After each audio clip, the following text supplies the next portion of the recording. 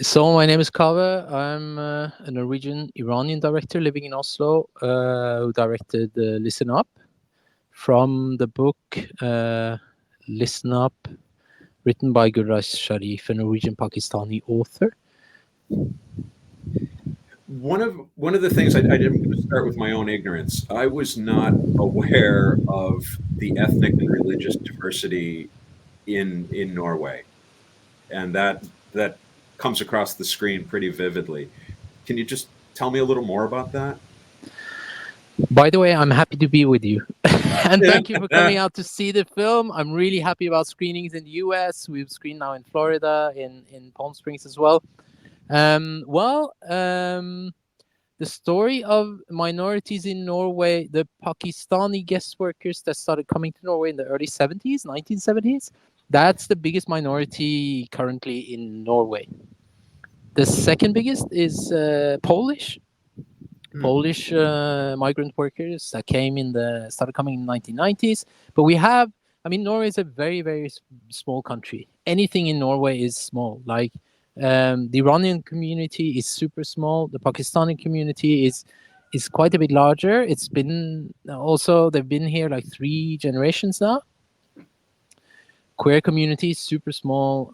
Trans community is super small. It's a small country, so anything here is small. But we do have kind of a diverse, quite diverse population, which I'm of course being a brown person. I'm really happy that Norway has some diversity, but also that these stories have started coming out. That there are because we now see like the second, third generation of immigrants and children of immigrants. That these stories and themes and debates. What is it like to grow up in a minority family? That these many of these stories are sort of starting to surface, and a lot of minority voices are also now very present, perhaps particularly in music. Like Norway's most famous rap slash pop act is two brown boys Hmm. that are, I mean, their story and how they've conceptualized their entire both their music and their storytelling is such a huge and important eye opener for many Norwegians. And Gurrais Sharif's book that we based the film on is also one of several authors that really brought minority stories to quite a large audience here in Norway. Yeah. In the film, we see the importance of that some degree of visibility in the scene where Aaliyah and Uncle G and Mahmoud turn the corner and walk into a pride celebration, and suddenly Aaliyah realizes, I'm not alone. It's not just Yes, me. absolutely. That the way she finds community in that scene is definitely a key moment for her to see that there are other possibilities, that there are other ways of being. And I think this is one of the important things about making a film like this, is that you can put a transgender character, a transgender child on screen for people to see. I mean, if you're in that space and feeling those emotions, it's important to see that you're represented. It's something that also, I guess, and I hope. I mean, in the both Muslim community, there has been diverse reactions to the film. Mm. In the Muslim community, where people identify as queer or trans, we've had some beautiful screenings where people really feel represented. I managed, even though I'm not queer or trans myself, I'm a second generation immigrant, so I strongly identify with Mahmoud. But I think I hope we managed to represent this culture and this character in a way that also resonates with the people from that community, through doing research, through reaching out, through speaking and having conversations, and through respecting the answers that we got from that community. Mm. There's a very sad side note and a very sad story. I hope I can tell it sort of in a compressed way, but the reason that the scene from the Pride Parade is so small is quite severe. because you probably don't know that on the 25th of June of 2022, there was a horrendous terrorist attack on a pub, which is very famous in Norway, called London Pub, which is very important in the gay community, that was attacked by a terrorist who killed 2 people and injured many more the Hmm. day before the Pride parade. So if you look at the very end of the credits of Listen Up, we've dedicated the film to the victims of that episode. My youngest brother, is queer. Every Friday of Pride Week, he hosts a big party, and on that Friday, all our friends and some of our family were at the pub. And the pub is attacked, people are killed and maimed and injured. And the day after, that was supposed to be the day of the Pride parade. That was to be our day of shooting. We'd planned a huge scene with 2 cameras, bunch of actors, Aliyah getting lost in the parade, Uncle having to sort of force his way through the parade and sort of being confronted with some very colorful characters. But the parade was cancelled. So that is why also that scene is such a small scene, because of these terrible, terrible circumstances that happen in Oslo. Makes the humor of that scene a little more bittersweet.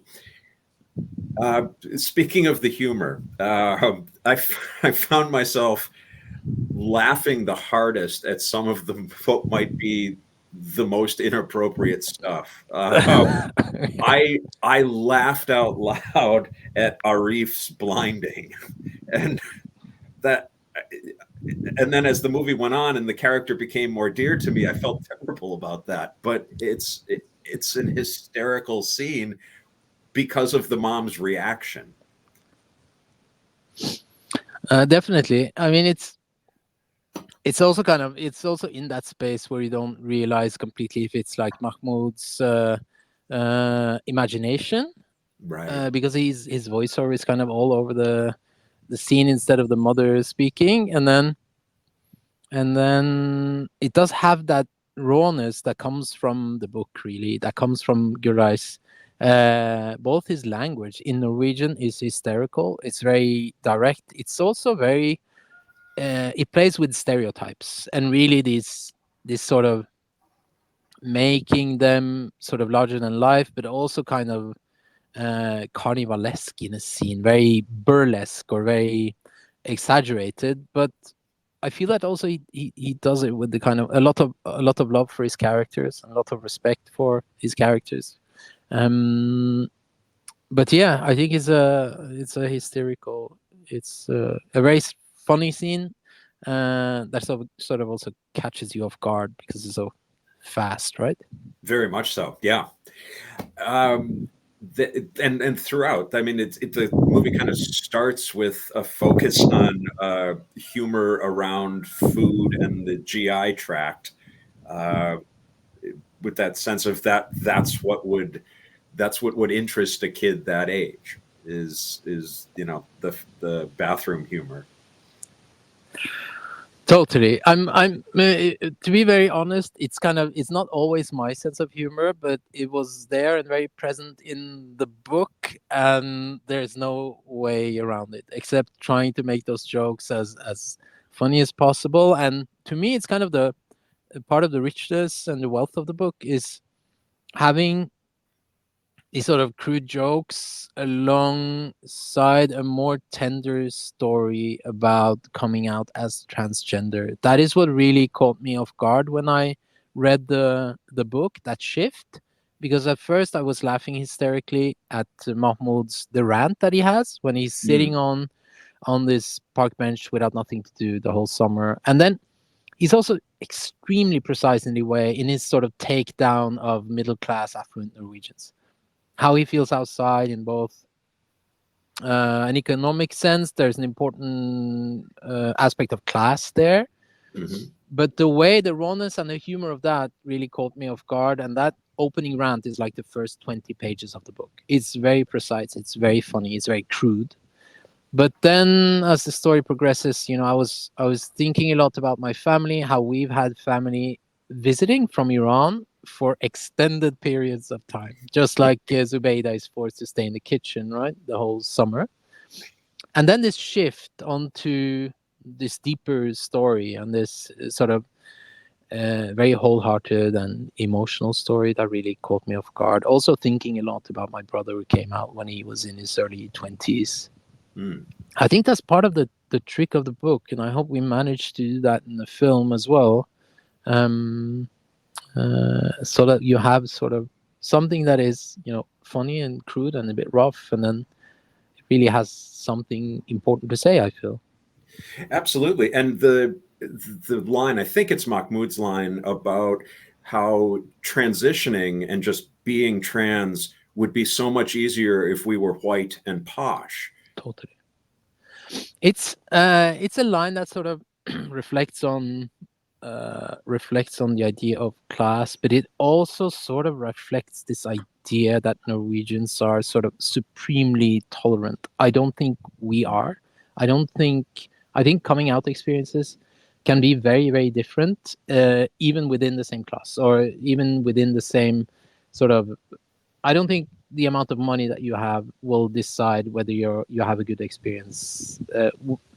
If your experience of coming out is good or bad. I think it's up to openness and tolerance and love and how understanding and loving your parents and family and community is, which is not decided by money. But one thing I think that it's important with this movie, and one thing I say when I show it to kids and travel around to schools, which I do quite a lot, is that you will find transgender people all over the world in any walk of life, in any community. You'll find queer people in any walk of life in any community. It's omnipresent and everywhere. It's not up to it's not up to your religion. You cannot banish being queer or transgender because you're Muslim. There are queer and transgender Muslims as well, and I think that comment is kind of from Mahmoud is kind of uh, based more on the expectations he has in terms of his own father and his own family, how they will raise hell and sort of not understand anything, any of this. Particularly also Aliyah Mm. having been born a boy. There are many aspects in Pakistani culture of being born a boy and longing to be or actually being a girl that are problematic in terms of gender. But I mean, in researching this film, also I discovered this wealth of history that transgender and fluid identities has in Pakistan and in India. Yeah. Long and deep historical roots, Well, where that's I wanted to ask yes, that okay, as your last question. I'm That getting carried away. no. I'm just keeping an eye on the time. Totally. You work in, and I assume it's out of the novel as well. The fact that in India and Pakistan there is the tradition of the hijra, and I was so happy to see that mentioned on screen. Tell us what you know about that. I as a trans woman, am somewhat familiar, but Mhm. maybe not everyone in the audience. I think it has deep roots, and there are many aspects to this question. I think the correct term is kabaya sira, which is not. I think hijra is a more derogatory term. I think you would Okay. say that people from this community identify as kabaya sira, which is a more respectable term.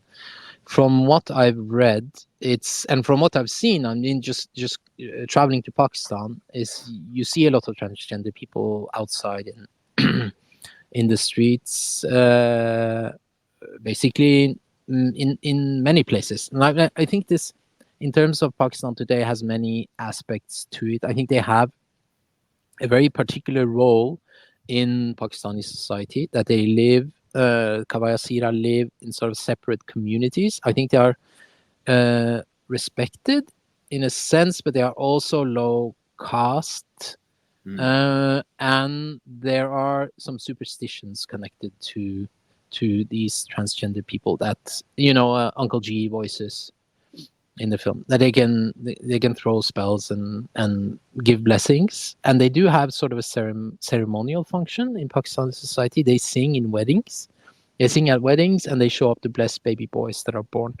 So I don't think looking at sort of those sort of practices with secular eyes, or even I think middle class Pakistani eyes. There's an excellent Vice documentary on like a middle class Pakistani trans woman um, receiving and getting treatment, which is quite difficult, I think, in Pakistan, where they have sort of a more of a secular way of looking at transitioning in terms of medicines, hormones, technology that we have. So there, these superstitions, I think they can be also like quite prejudiced, right, and problematic. But digging a bit deeper, I also found like there's a deeper and culturally sort of engraved history of third gender, which comes from before before the Indian Raj and the British arrived, which is culturally also today it's more accepted, a more fluid understanding of gender. That with the British and the prudish British turns into a more system of gender that is more based in these two dichotomies that we have today, like male and female.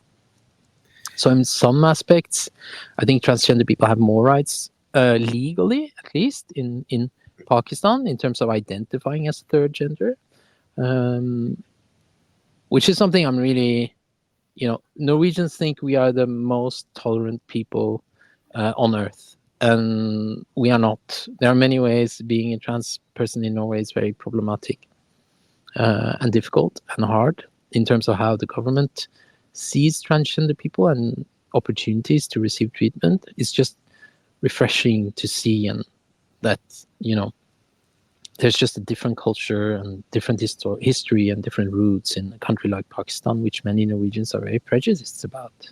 Mm. Well, I think your film adds a lot to the conversation. I think it's a starting point for any number of things that are to come. So thank you for this film. Very grateful. Thank you so much for watching. Thank you so much for your questions and your insights, Claire. And I hope the audience enjoyed it.